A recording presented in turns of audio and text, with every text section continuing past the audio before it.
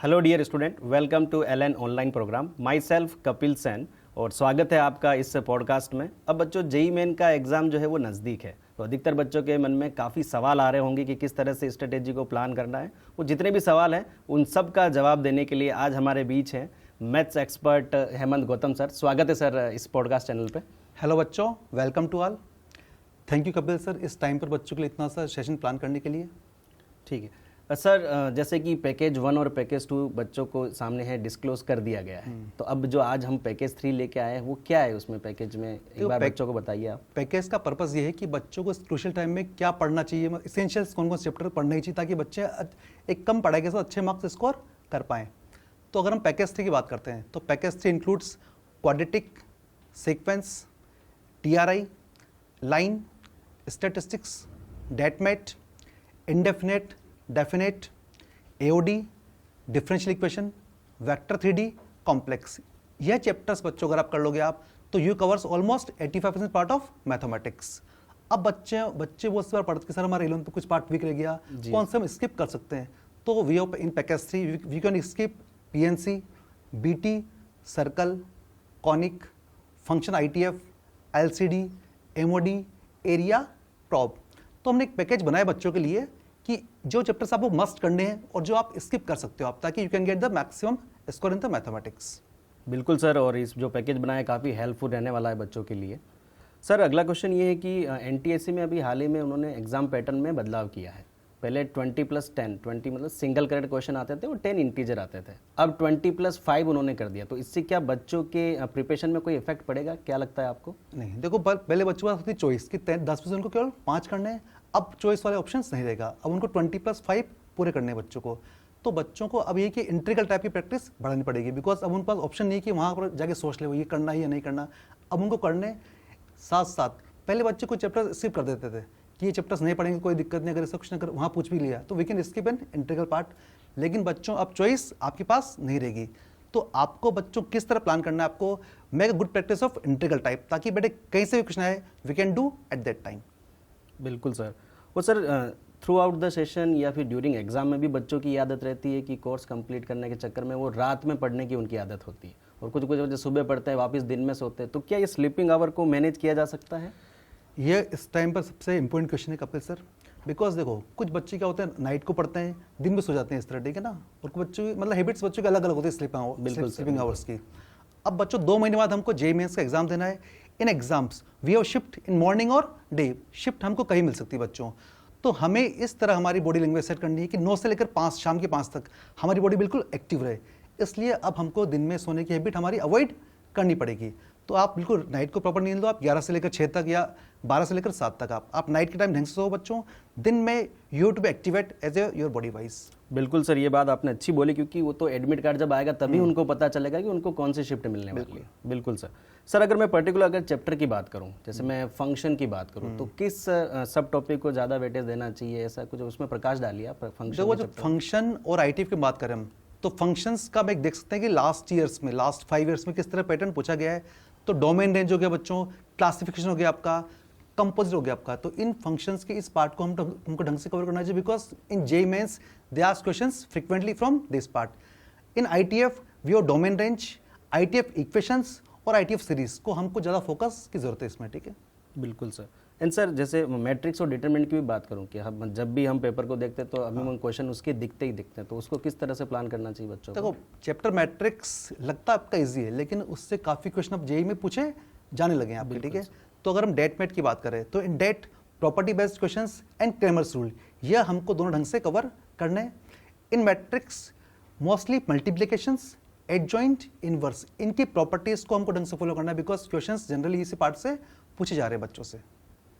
और सर अगला क्वेश्चन बच्चों की तरफ से ये है कि कोई बच्चा 11th में पता नहीं होता है ड्यू टू एनी रीज़न, वो 11th में स्कूलिंग कर लेता है और 12th में उसको पता चलता है कि चलो मैं JEE करता हूँ, तो एक हिसाब से 11th का पार्ट जो है उसका वीक रह जाता है। तो क्या ऐसे बच्चे के लिए क्या स्ट्रेटेजी होनी चाहिए, क्या वो स्टिल JEE को क्रैक कर पाएंगे?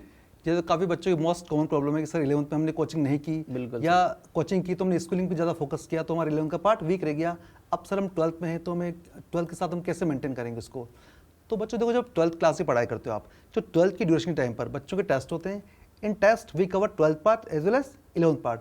तो जब 11th का जो पार्ट पूछा जा रहा है आपका, सपोज करो sequence is asked with 12th questions part, तो व्हाट इज सीक्वेंस रिवाइज कर लो आप। तो 12th के साथ आप इस तरह प्लानिंग करो कि जो जो आपके टेस्ट में आ रहे हैं 11th के पार्ट आपके, वो आप साथ साथ उस टाइम कवर करते चलो बच्चों आप। बिल्कुल सर।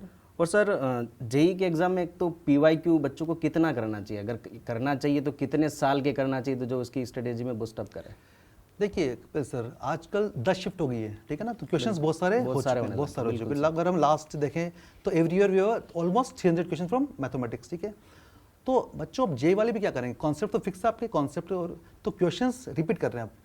तो पीवाईक्यूज करने का बेनिफिट ये है कि पीवाईक्यूज करने से हमको पता लगता है कि जे वाले किस क्वेश्चंस पर ज़्यादा फोकस कर रहे हैं, तो हमें पता लग जाए कौन से कॉन्सेप्ट हमारे लिए इंपॉर्टेंट है, कौन से थोड़ा से उस वेराइटी का आइडिया मिल जाता है बच्चों को। तो पीवाईक्यूज तो बच्चों को डेफिनेटली करना चाहिए। और लास्ट 5 ईयर्स 19 से 24 के पीवाईक्यूज तो बच्चों आप करके जाने ही आपको एग्जाम देने से पहले आपके, ठीक है। और सर वापस मैं चैप्टर की रुख करता हूँ, मैं लिमिट, कंटिन्यूटी और डिफरेंशियबिलिटी की बात करता हूँ, तो वो कितना इंपॉर्टेंट है और उसमें से कौन कौन से सब चैप्टर हमें करना ही चाहिए ताकि क्वेश्चन वहाँ से हो जाए? देखिए LCD is a very main part of our differential part. तो एलसीडी के अंदर बच्चों स्टैंडर्ड लिमिट, ट्रिग्नोमेट्रिक लिमिट और सीरीज बेस्ड क्वेश्चंस हमको करने, बिकॉज काफ़ी क्वेश्चंस जेई में पूछे जा रहे हैं इस पार्ट से। लाइक इन कंटिन्यूटी बच्चों we have a continuity in interval, कि किस इंटरवल में फंक्शन कंटिन्यूस होगा आपका, इस पार्ट को हमको ढंग से कवर करना है। सेम बच्चों इन डिफरेंशियबिलिटी आपको इंटरवल बेस्ड क्वेश्चंस और फंक्शनल बेस्ड क्वेश्चंस हमको इसमें करने हैं आपको, because they are the questions जो हमसे जनरली पूछे जा रहे हैं आपसे जेईई मेंस के अंदर। बिल्कुल सर। और डिफरेंशियबिलिटी की अगर बात करें तो उसमें किस किस सब टॉपिक का ध्यान रखना चाहिए? डिफरेंशियबिलिटी और डिफरेंशिएशन दोनों के अंदर बच्चों we have a functional based questions, ठीक है ना, जहाँ पर आपका होता है ना एफ एक्स की पावर जी एक्स, ऐसे क्वेश्चंस बच्चों पूछे जा रहे हैं आपसे, ठीक है ना। तो इनको हमको ढंग से कवर करना है, as well as composite based question जहाँ पर आपको फंक्शन मिक्सिंग करते हैं, वो भी हमको ढंग से कवर करना है इसमें। बिल्कुल सर। बच्चों का अगला क्वेश्चन ये है कि सिलेबस कंप्लीट हो जाता है तो फिर एग्जाम में लगभग उनको 1 से 2 महीना जो गैप रहता है, उसमें फुल सिलेबस जो टेस्ट है वो कितने देने चाहिए, कितने सफिशिएंट होते हैं जेईई मेन को क्रैक करने के लिए? Good question sir. कि 11-12 हम लोगों ने पूरा पढ़ लिया, 11-12 देखो पढ़ाई कर ली, मॉड्यूल कर लिया, सब कुछ कर लिया, लेकिन जो लास्ट के 2-3 महीने होते हैं आपके, जब हमको रिवाइज प्लान करना पड़ता है, तो रिवीजन मतलब पॉलिशिंग करना, पॉलिशिंग इज वेरी इंपॉर्टेंट। कि आपने पूरा घर बना लिया लेकिन आप लास्ट में पॉलिशिंग कर रहे हो आप, दैट इज वेरी इंपॉर्टेंट। तो बच्चों हमने 11-12 पूरा पढ़ लिया, लेकिन जब रिवाइज कर रहे हैं हम, तो रिवीजन बच्चों इज वेरी इंपॉर्टेंट। तो रिवीजन करते टाइम बच्चों हमें हर संडे बच्चों 3 घंटे बैठकर एक टेस्ट प्लानिंग करते रहो आप, ठीक है ना, हर संडे। और जब जेईई मेंस का एग्जाम आए उसके पहले 2-3 वीक पहले आप 2 से 3 टेस्ट की प्लानिंग करो, आप 2-3 टेस्ट आप सेल्फ से देते रहो, ताकि आपको एक आइडिया लग जाएगा कि मुझे 3 घंटे किस तरह एक्टिवेट रहना है, मुझे कौन से पहले करना है, कौन से नहीं करना है, होता है ना, एक एग्जाम बेस्ड आपका बॉडी बन जाएगी। बिल्कुल सर। तो ये तो बहुत अच्छी बात बोली आपने कि भाई एग्जाम में रिवीजन का बहुत बड़ा महत्व होता है ड्यूरेशन में। बिल्कुल सर। अगले चैप्टर की अगर बात की जाए, मैं एओडी पे आना चाहता हूँ। तो एओडी में भी मैं मोनोटोनिसिटी, टेंजेंट नॉर्मल और मैक्सिमम मिनिमा इंपॉर्टेंट रहते हैं, तो उसमें किस सब टॉपिक को ज़्यादा अच्छे से करें कि उसमें से क्वेश्चन आने के चांसेस मैक्सिमम हो? देखो जो एओडी पार्ट से जनरली 3 क्वेश्चन हमारे जेईई मेंस के अंदर पूछे जाते हैं आपके, ठीक है ना। तो बच्चों अगर हम बात करें बेटे किसकी, मोनोटोनिसिटी के बच्चों, ठीक है ना, तो मोनोटोनिसिटी इन एन इंटरवल और Rolle's and Lagrange based mean वाली थ्योरम बच्चों। तो intervals, Rolle's and Lagrange theorems, इसको हमको ढंग से कवर करना है। टेंजेंट नॉर्मल को थोड़ा सा जेईई वाले आजकल अवॉइड करने लगे, तो बेटे उसमें बस आप केवल आप देख लो कि क्वेश्चन बनाने कैसे उसके अंदर, ठीक है ना, सिंपल, उसको हम अवॉइड कर सकते हैं, ठीक है ना। देन बच्चों बात करते हैं मैक्सिमम मिनिमा, तो maximum minima at the point, critical point based questions हमको ज़्यादा से ज़्यादा कवर करने हैं आपको इसमें। बिल्कुल सर। और सर एक सवाल और आपसे मैं पूछना चाहूँगा कि जेईई की प्रिपरेशन के लिए जो एलन टेस्ट सीरीज़ है वो कितनी मददगार है बच्चों के लिए? देखिए सर, पढ़ाई सब कुछ कर लिया हमने, सिलेबस पूरा कर लिया, रिवीजन पूरा कर लिया, लेकिन एक हमको एक होता है सही गाइडेंस की जरूरत पड़ती है, ठीक है ना, हर जगह। तो एलन 36 ईयर से इस फील्ड में है। जिस तरह जेईई आपका time to time pattern change करता है, तो उस तरह एलन भी अपनी पढ़ाई के तरीके को चेंज करता रहा जेईई के अकॉर्डिंग। तो एलन के पास एक अनुभव है बच्चों के लिए, तो वो अनुभव का फायदा उठाने के लिए बच्चों को एलन टेस्ट सीरीज ज्वाइन करना चाहिए। टेस्ट देने का फायदा एलन के थ्रू बच्चों को वो फ्लेवर मिल जाएगा जो उनको जेईई में देना है। तो बच्चों का वो फ्लेवर अगर आप पहले टेस्ट कर लोगे आप, तो वहाँ पर आप आराम से थोड़ा कंफर्टेबल एग्जाम्स को कवर कर पाओगे with a good rank.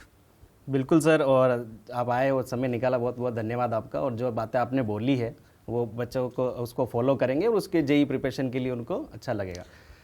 Thank you बच्चों। तो सारी जो बातें सर ने और मैंने आपको बताई, इन बातों को बच्चों फॉलो करो आप। 2-3 महीने का जो टाइम है आपके पास, that is very crucial time. पढ़ाई करो आप, जम के पढ़ाई करो आप। किसी भी तरह की आपकी हेल्प चाहिए अपने सर से, अपने पेरेंट्स से बात करो आप। All the best for JEE Mains. तो बच्चों इस तरह के पॉडकास्ट और आपको मिलेंगे, तो बने रहिए एलन जेईई चैनल पे। Thank you.